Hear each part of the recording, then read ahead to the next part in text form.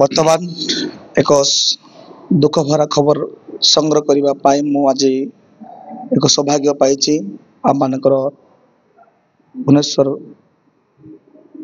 ମଣ୍ଡଳୀର ପାଳକ ମହାଶୟ ଯିଏକି ସିଂ ମହାଶୟ ଆଚାର୍ଯ୍ୟ ସଂଗ୍ରାମ ସିଂ ଆଜ୍ଞାଙ୍କୁ ମୁଁ ଆଜି ଭେଟ ହେଇଛି। ତ এই ଦିନମାନଙ୍କ ମଧ୍ୟରେ ଯାହାଙ୍କ ବିୟୋଗରେ ଆମେ ଅନେକ ଖ୍ରୀଷ୍ଟ ଗୋଷ୍ଠୀ ଦୁଃଖ ପ୍ରକାଶ କରି ଭାଙ୍ଗି ପଡ଼ୁଛୁ, ନିରାଶ ମନେ କରୁଛୁ। ତେବେ ସିଂ ଆଜ୍ଞା ବର୍ତ୍ତମାନ ହେମନ୍ତ ସାଗର ସେ ଚାଲି ଯାଇଛନ୍ତି। ତାଙ୍କ ବିଷୟରେ ଆପଣ କେବେ କିଛି ସଂସଦରେ ଭେଟ ଗାଠିଛନ୍ତି, କେବେ କିଛି ଅନୁଭୂତି?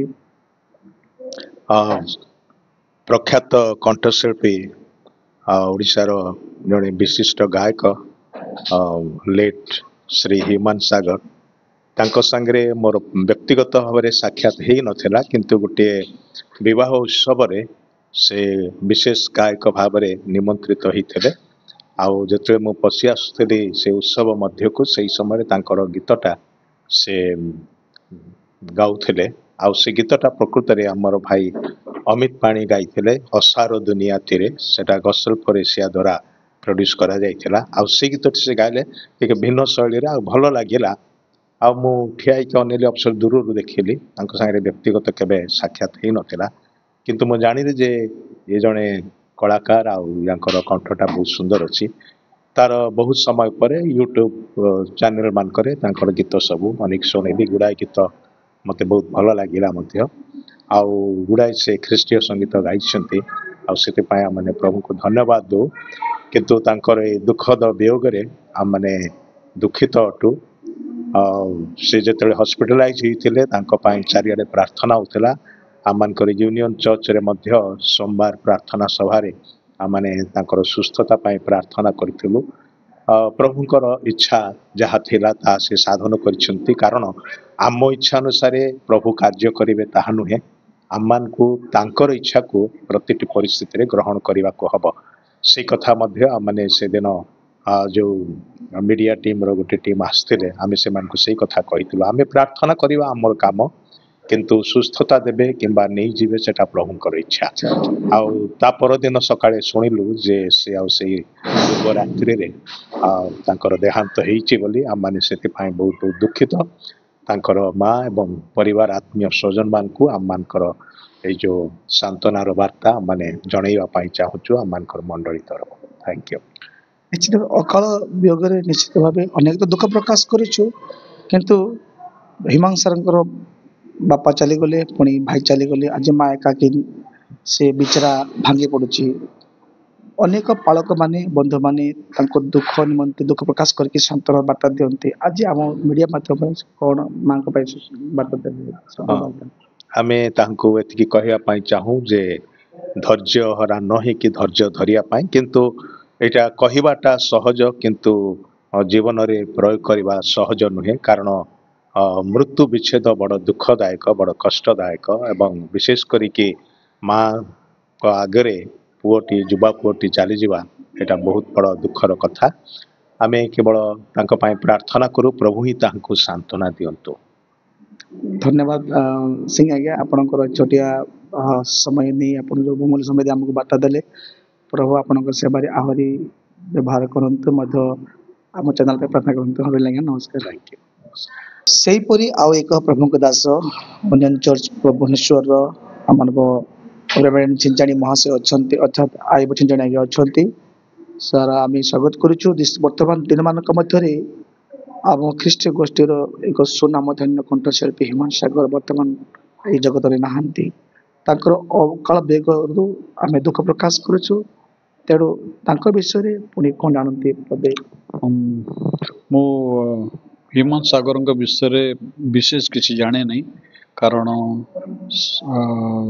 ସେ ଆମ ମଣ୍ଡଳୀକୁ ଆସନ୍ତି ନାହିଁ। ଆଉ କିନ୍ତୁ ତାଙ୍କର ଗୀତ ଗୁଡ଼ାକ, ଅନେକ ଗୀତ ଗୁଡ଼ାକ ସେ ଗାଇଛନ୍ତି। ଆଉ ତାଙ୍କର ପ୍ରଥମ ଗୀତ ଯାହା ମୁଁ ଶୁଣିଥିଲି, ଆଉ ତାହା ଥିଲା ମୋତେ ଭଲ ଲାଗେ ଯୀଶୁ ନାମ। ଆଉ ବହୁତ ସୁନ୍ଦର ଗୀତଟି, ବହୁତ ଟାଣିବାର ଗୀତଟି, ବହୁତ ଭଲ ଲାଗିଥିଲା ସେ ଗୀତଟି, ହାଇ ପିଚର ଗୀତ। ତେବେ ତାଙ୍କର ମୃତ୍ୟୁରେ ନିଶ୍ଚିତ ଆମକୁ ତ ଦୁଃଖ ଲାଗୁଛି। ଆଉ ତେବେ ତାଙ୍କର ପରିବାର ବର୍ଗଙ୍କୁ ଆମେ ସମବେଦନା ଜଣାଉଛୁ ଯେଉଁମାନେ ଏ ଦୁଃଖରେ ଭାଙ୍ଗି ପଡ଼ିଛନ୍ତି। କାରଣ ଗୋଟେ ଅକାଳରେ ଯୋଉ ଗୋଟେ ଜୀବନ ଚାଲିଯିବା ବହୁତ ଦୁଃଖଦାୟକ। ଆଉ ତାଙ୍କ ପରିବାର ପାଇଁ ତ ନିଶ୍ଚିତ ଦୁଃଖଦାୟକ, ଆମେ ଏବଂ ଆମ ପାଇଁ ମଧ୍ୟ ଦୁଃଖଦାୟକ। ଗୋଟେ ଟ୍ୟାଲେଣ୍ଟେଡ୍, ଗୋଟେ ଭଲ ସୁନ୍ଦର କଣ୍ଠଶିଳ୍ପୀ ଯେ ଯେକୌଣସି ପ୍ରକାର ଗୀତକୁ ମଧ୍ୟ ସୁନ୍ଦର ଭାବରେ ବୋଲି ପାରୁଥିଲେ। ଆଉ ସେ ପ୍ରକାର ଏକ ବ୍ୟକ୍ତିତ୍ୱ ଆମମାନଙ୍କର ଖ୍ରୀଷ୍ଟୀୟ ସମ୍ପ୍ରଦାୟ ମଧ୍ୟରେ ଜନ୍ମ ହେଇଥିଲେ। କିନ୍ତୁ ପ୍ରଭୁଙ୍କର ଇଚ୍ଛା ଆମେ ଜାଣୁନା, କାରଣ ତାଙ୍କ ପାଇଁ ଆମେ ପ୍ରାର୍ଥନା କରିଥିଲୁ। ଆଉ ଆମମାନଙ୍କର ଗୋଟେ ମିଡ଼ିଆ ଟିମ୍ ଆସିକି ଆମେ ପଚାରିଥିଲେ, ଆମେ ତାଙ୍କ ପାଇଁ ପ୍ରାର୍ଥନା କରୁଛୁ କହିଲୁ, ଏବଂ ସେଠି ମଧ୍ୟ ଆମେ ପ୍ରାର୍ଥନା କରିଥିଲୁ ତାଙ୍କ ପାଇଁ। ଆମେ ପ୍ରାର୍ଥନା କଲୁ, କିନ୍ତୁ ପରବର୍ତ୍ତୀ ଦିନରେ ଆମେ ଶୁଣିଲୁ ଯେ ସେ ଆଉ ଜଗତରେ ନାହାନ୍ତି। ତେବେ ଗୋଟେ କଥା ଯେ ଆମେ ତ ସମସ୍ତେ ଯିବା, ଆମେ ସମସ୍ତେ ଯିବା, ପୃଥିବୀରେ କିଏ ରହିବେ ନାହିଁ। କିନ୍ତୁ ଯେଉଁମାନେ ଯୀଶୁଖ୍ରୀଷ୍ଟଙ୍କ ଠାରେ ନିଜ ଜୀବନକୁ ସମର୍ପଣ କରନ୍ତି ଆଉ ପ୍ରଭୁ ଖ୍ରୀଷ୍ଟଙ୍କୁ ନିଜର ବ୍ୟକ୍ତିଗତ ପ୍ରଭୁ ଏବଂ ପରିତ୍ରାଣକର୍ତ୍ତା ଭାବେ ଗ୍ରହଣ କରନ୍ତି, ଆଉ ସେମାନଙ୍କ ନିମନ୍ତେ ଶାରୀରିକ ମୃତ୍ୟୁ ତା ମୃତ୍ୟୁ ନୁହେଁ, ମାତ୍ର ମହାନିଦ୍ରା ଅଟେ।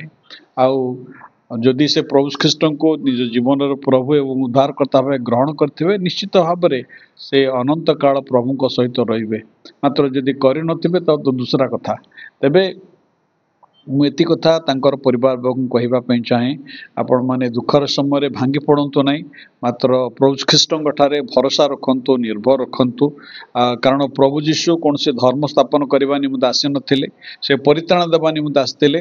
ତେଣୁ ଏହି ଜଗତରେ ଆମମାନଙ୍କର ଆୟୁଷ ଅଳ୍ପ ସମୟ ନିମନ୍ତେ, ଏପରି ସମୟରେ ପ୍ରଭୁଙ୍କ ଠାରେ ଭରସା ରଖନ୍ତୁ, ଧୈର୍ଯ୍ୟ ଧରନ୍ତୁ, ଆଉ ପ୍ରଭୁଙ୍କ ଠାରେ ନିଜ ଜୀବନକୁ ସମର୍ପଣ କରନ୍ତୁ। ତେବେ ଆମେ ସମସ୍ତେ ପ୍ରଭୁଙ୍କ ସହିତ ଦିନେ ଏକତ୍ର ବାସ କରିବା ସେ ସୁଯୋଗ ପ୍ରଭୁ ଆଣୁଛନ୍ତି। ତେଣୁ ଏ ଦୁଃଖର ସମୟରେ ତ ନିଶ୍ଚିତ ଭାବରେ ସେମାନଙ୍କୁ ଦୁଃଖ ଲାଗିବ, ଆଉ ସମସ୍ତଙ୍କୁ ଲାଗୁଛି ମଧ୍ୟ, ସେମାନଙ୍କୁ ତ ବହୁତ ଲାଗିବ। କିନ୍ତୁ ଆଉ ଏ ଦୁଃଖରେ ଭାଙ୍ଗି ନ ପଡ଼ି ପ୍ରଭୁ ଖ୍ରୀଷ୍ଟଙ୍କ ଠାରେ ଭରସା ରଖନ୍ତୁ। ଏହା ଥିଲା ଆମମାନଙ୍କର ଛିଞ୍ଚଣି ଆଜ୍ଞାଙ୍କର ବ୍ୟକ୍ତିଗତ ସାନ୍ତ୍ୱନାର ବାର୍ତ୍ତା।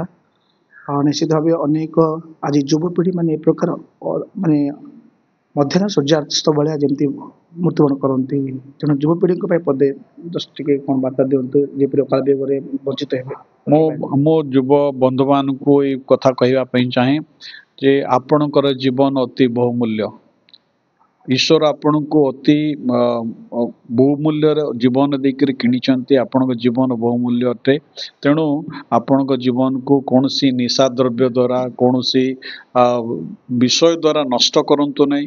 ଯଦି କୌଣସି ବିଷୟ ଆସିଲା ଆପଣଙ୍କ ଜୀବନରେ, ପ୍ରଭୁ ଯୀଶୁ ଆପଣଙ୍କୁ ହସ୍ତ ପ୍ରସାରି ସେ ଗ୍ରହଣ କରିବା ପାଇଁ ପ୍ରସ୍ତୁତ ଅଟନ୍ତି। ସେ ଡାକୁଛନ୍ତି, ହେ ପରିଶ୍ରାନ୍ତ ଭାରଗ୍ରସ୍ତ ଲୋକ ସମସ୍ତେ, ତୁମମାନେ ମୋ ନିକଟକୁ ଆସ, ମୁଁ ତୁମମାନଙ୍କୁ ବିଶ୍ରାମ ଦେବି। ତେଣୁ ଯୁବ ବନ୍ଧୁମାନଙ୍କୁ ଏ କଥା କହିବା ପାଇଁ ଚାହେଁ, କୌଣସି ପରିସ୍ଥିତିରେ ଆପଣ ଶୈତାନର କୌଣସି ଫାନ୍ଦରେ ଦୟାକରି ପଡ଼ନ୍ତୁ ନାହିଁ।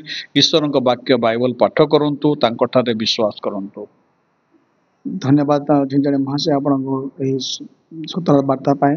ଅନେକ ଦର୍ଶକ ବୋଧମାନେ ବର୍ତ୍ତମାନ ଶୁଣିବାକୁ ପାରୁଥିଲେ ଯେ ଯୁବ ସମୟରେ, ଯୁବକ ସମୟରେ ପରମେଶ୍ୱରଙ୍କୁ ସ୍ମରଣ କରିବା, ତାଙ୍କ ବାକ୍ୟ ଶିକ୍ଷାକୁ ଆଜ୍ଞା ଦିନ ଜୀବନ କାଟିବା, ତାହେଲେ ଆମମାନଙ୍କ ଜୀବନ ଧନ୍ୟ ହେବ। ଧନ୍ୟବାଦ ସାର୍। ଧନ୍ୟବାଦ।